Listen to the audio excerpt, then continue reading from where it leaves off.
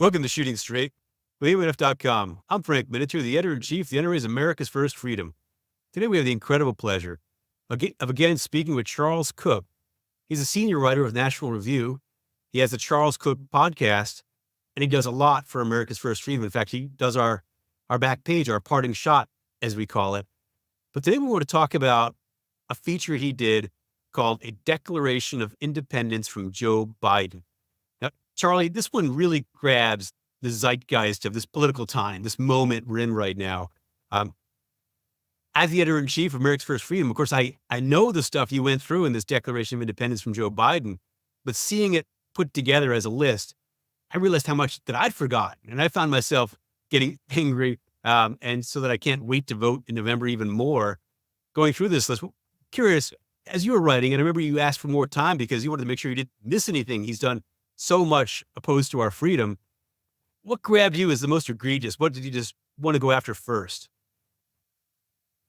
Well, I think what grabbed me, funnily enough, was that there's just so many different ways in which Joe Biden has been an appalling president on the Second Amendment.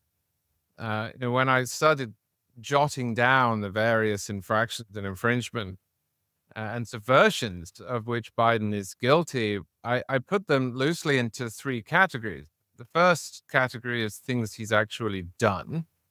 The second category was things that he has said.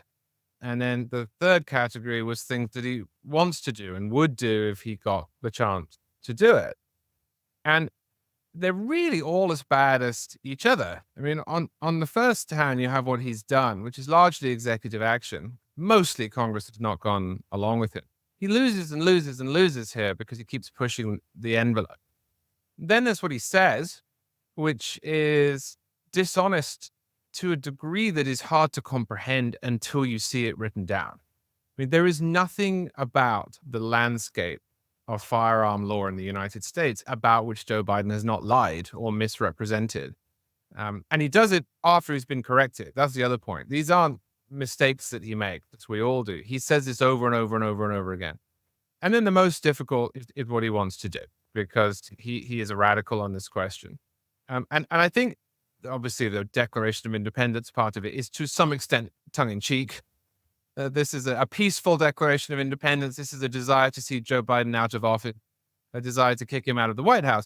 Not to stage a revolution, of course, but where it's a good analogy is that the founders really did believe that there were unalienable rights to which all Americans were heir, and that it was a huge problem when those in office or in positions of power tried to violate them. They didn't think this was something that was contingent upon which century you were in or where in the country you live. These were universal rights.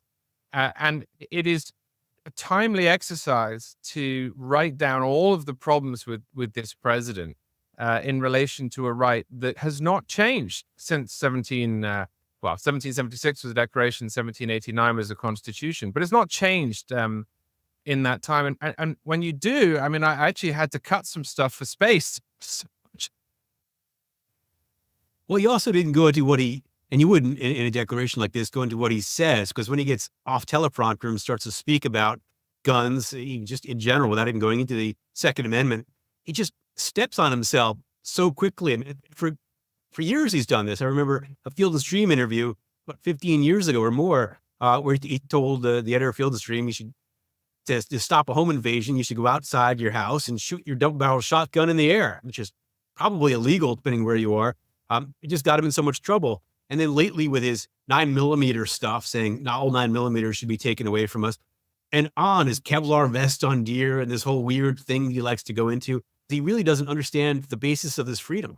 Now, Matt, because as the president of the United States, you have an active obligation not to mislead people as to the state of the law, especially when it relates to fundamental liberties protected within the Bill of Rights. Now, I understand that Joe Biden does not want the Second Amendment to be in the Constitution, and I understand that he doesn't like any of the decisions that the Supreme Court has promulgated in the last 25 years. But there is a big difference between what Joe Biden likes and what he has a responsibility to enforce and protect. And what he has done since he became president, and before, but especially since he became president, is assiduously mislead the public as to the state of the law. And one example of this, and this is just as true of Hillary Clinton, who did the same thing when she ran in 2016, is his insistence that the 2005 law that prevents frivolous lawsuits from doing what legislators will not, the PLCAA, is somehow a carve out for the gun industry rather than an application of the same rules and common sense principles that apply elsewhere. Joe Biden says over and over and over again that you cannot sue gun manufacturers for negligence, which is just not true. What you cannot do is sue them if people use firearms for evil and those firearms work as intended. It's no different than, for example, if I were to go and buy a Ford F-150 and drive it into a crowd. You could not sue Ford because the car worked. The obligation there is mine, not Ford. Joe Biden lies about this. And this is a problem because this has arrayed a lot of people who are otherwise sensible and might even be sympathetic to the Second Amendment against this law, which was passed on a bipartisan basis. He does the same thing with his account of history, where he will say that back at the time of the founding, you couldn't own a cannon, for example. He loves saying this. It manifestly untrue. In fact, the Constitution itself implies that people own cannon, which is why it has sections of letters of marque and reprisal, which imply privateering. One of the first things the Congress did in the new country was to send privateers down to fight the Barbary pirates prior to the establishment of a proper American Navy. Those people did not go there armed with twigs. They went there armed with private ships and cannon. So, again, I don't really care what Joe Biden wants or what he wishes were true. As president, he really should not be lying as he does about the state of play. I know people who own cannons. It's funny when you think about it. We've dug up ads from 18th century, but it's through the 19th century for cannons, for people who are buying the ads to the American people, to the citizenry, not just to our military forces. So you could buy cannons. I still know people who own cannons today. There are some fun black powder ones that I know a friend of mine puts every 4th of July. He has a party and he shoots his cannon. That's wonderful. But right, the Protection of Lawful Commerce and Arms Act, he's lied so much about that. Even the left side of the media, the Washington Post and so on, have given him Pinocchios for it. It's such a blatant lie. But unless people go and read that piece of legislation, which is tiny piece, like 4 or 5 pages printed out, it's not a long piece of legislation. Unless they go and read it and really look for themselves, they might fall for the lie. Yes, and I think the reason that this matters is that it is part of a broader attempt to cast the Second Amendment as if it were invented in 2008 by Antonin Scalia, rather than a fixture of American history. If you look at what Biden does time and time again, he pretends that the modern status quo is some radical departure rather than the norm. And so that means Congress must have passed this crazy law that makes it illegal to sue gun manufacturers.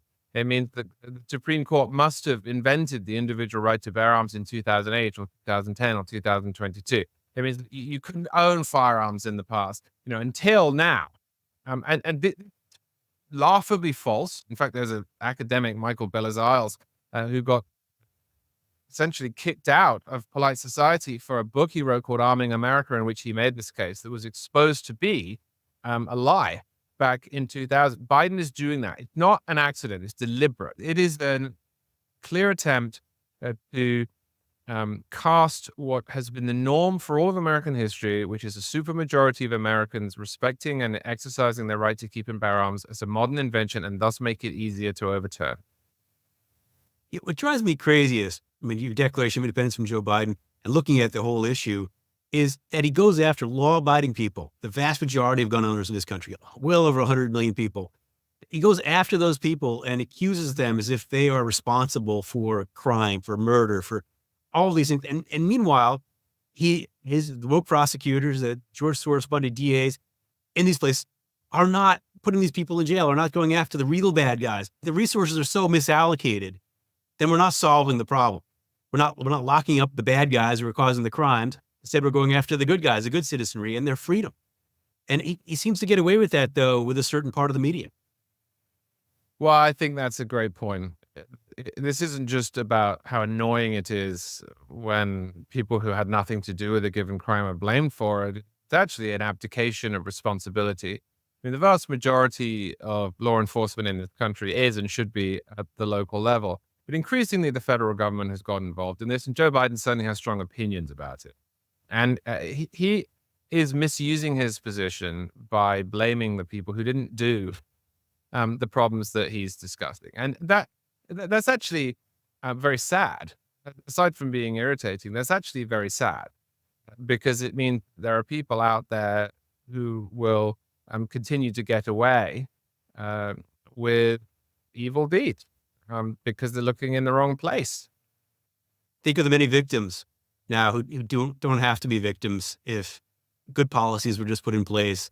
If someone who committed a violent crime was just prosecuted, given their day in court, but prosecuted, and if found guilty, put in jail. Just the number of crimes, the victims that wouldn't be victims if that weren't the case. And then he wants to take freedom away. I mean, he was angry about the Bruin decision, which of course allows us to carry our freedom outside of our homes. He was angry about that decision when that is just a law-abiding person giving that the right that we have inalienably, but also protected in our Constitution, to protect ourselves out there against the people who would take our lives and so on.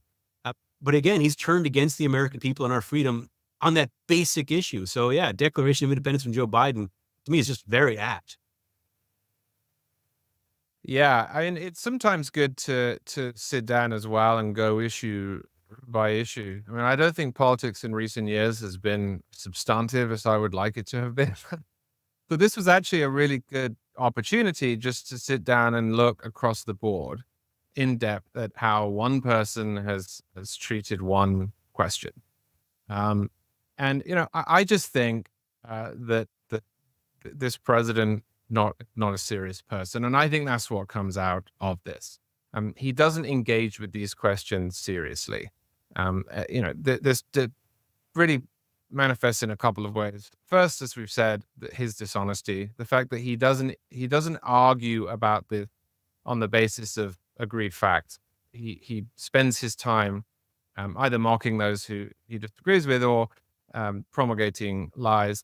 And then the second part of it is this monomaniacal assumption that every single thing that is wrong with America could be solved if we just passed the same laws that Joe Biden has wanted now for 20 or 25 years. And there's just no evidence for that. For example, he is obsessive. I think he tweeted it this morning or last night about a so-called assault weapons ban. The so-called assault weapons ban, aside from being facially unconstitutional under Heller, the so-called assault weapons ban didn't do anything. Study after study shows it. Obama's Department of Justice found that it didn't do anything. The Rand Corporation has found that it didn't do anything.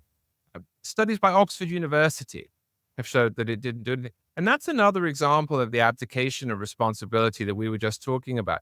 If you believe that there is a real problem, but you spend every day pointing to solutions that actually have nothing to do with the issue, then you're not really helping. In fact, you're making things worse. I just see no creative thinking from this president whatsoever. I just see this this sort of habitual tick that he wheels out every time something happens of which he disapproves. He wants control of the American people, and he sees this freedom as a problem for him and the control that he wants. As much as he is capable of thinking about this at this point, I don't know who it is writing his agenda at this point. When he gets off teleprompter, he sure doesn't know very much at all about firearms or our freedom. So I'm not sure how much this is actually coming from him, but he's the guy on the top of the ticket. So come November 5th, it's a big deal. And so if he does somehow get back in office for 4 more years and is propped up there again as an avatar, is the way I see him, for the left to push his agenda for 4 more years, what do you see him doing or trying to do? Well, I think there'll be a three-pronged approach, none of which will be good. The first is he'll continue to do what he's done thus far, which is scour the law books for sentences that he can claim are ambiguous and then issue executive orders on. And this has been one of his big habit thus far. Is he had tried to regulate, private sales, so-called ghost guns, pistol braces, and so forth, based on a misreading of the law. And you could tell it's a misreading of the law because the law has been the same here for 30 years or more. We've been through presidents who wanted stricter gun control, Bill Clinton, Barack Obama, for example, and none of them have come up with what Joe Biden has come up with. So he will continue to try and push executive action, and he will say, if Congress doesn't act, I will, which is just not how the American Constitution works. The second thing that he'll do is he'll start to blame the courts even more than he has. Now, the courts are in the balance. The Trump years were pretty good for the establishment of a more originalist set of judges, especially on the Supreme Court.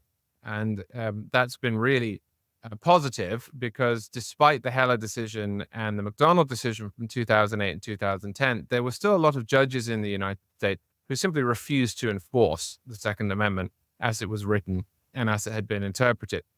There are fewer of those judges now than there were prior to Trump's presidency, but there are more of them than there were at the end of Trump's presidency because Joe Biden has also got, of course, to nominate judges.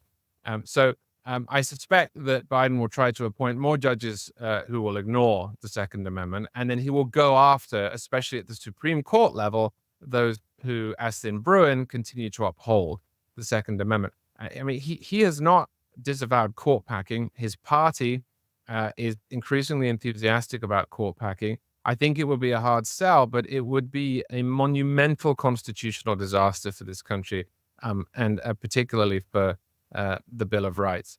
So those are the first two things that he would do. And then I think the third thing is he would try and abolish the filibuster, which of course he can't do directly because he's not in the Senate anymore. But he has shown a willingness to push for a couple of years ago, and he would do so again. I could see a scenario in which if the Democratic Party had a slim majority in the Senate and Joe Biden were president once again, that they said, we really want to get this particular gun control law through. We'll take our chances in the courts and we'll abolish the filibuster to get it. I mean, what I've just said to you in tripartite form essentially is he will push very hard against checks and balances in pursuit of another check and balance.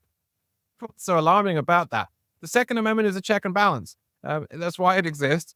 And there are many other checks and balances in the constitutional order, and Biden's really not interested in them. So I think you're going to get that threefold approach with the aim of diminishing the Second Amendment, which, as we were just discussing, will actually do nothing at all to deter criminals because criminals don't care what the laws say, but will only affect you and me. Right. One thing that you bring up in your Declaration of Independence from Joe Biden is the weaponization of government agencies, federal agencies, most notably the ATF, against our freedom, against the American people, as he goes after our freedom. It just galls me to no end that he talks about the importance of democracy and freedom. Meanwhile, he's attacking it, especially with regard to the Second Amendment, all the time. Yeah, and again, the specific example in with the ATF is this zero tolerance policy. Well, it's a zero tolerance policy towards whom? Not towards criminals. It's a zero tolerance policy toward legitimate gun manufacturers and gun sellers, people who comply with the law for paperwork violations or alleged paperwork violations. So once again, you have the focus all in the wrong place. I don't mind elementary government regulation of industry. So if there are gun sellers out there who show a clear pattern of legal violations, of course they should be targeted. But the zero tolerance policy doesn't describe that. The zero tolerance policy says we believe that you are the problem. And if you put 1 foot out of step, we're going to come after you. This is ridiculous. These are the most scrutinized people in the United States. Everything they do is in public. They're clear about what they're doing.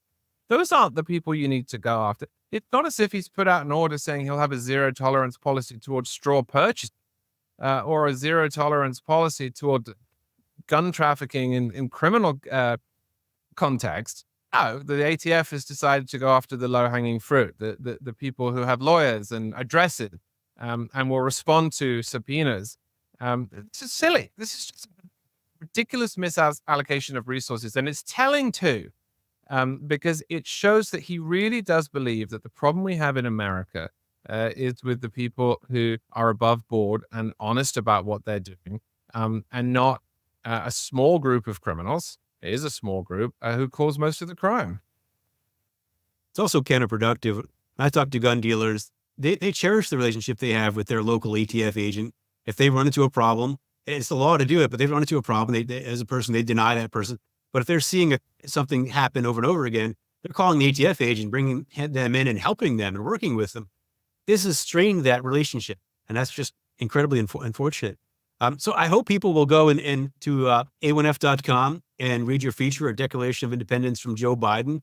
It's an infuriating list, but I'm hoping a lot of people forward it, because when you see this, as you put it together so well, just right there in front of you, I think it should go viral. I think everyone should be looking at this, because as we head into this important election, this is what he wants to do, and he wants more of the same. He unfortunately does. I mean, if there's one thing we know about Joe Biden, Frank, is that he hasn't really changed very much. He's 81 years old now. I think a late stage conversion is unlikely. Well said. Thank you, Charlie.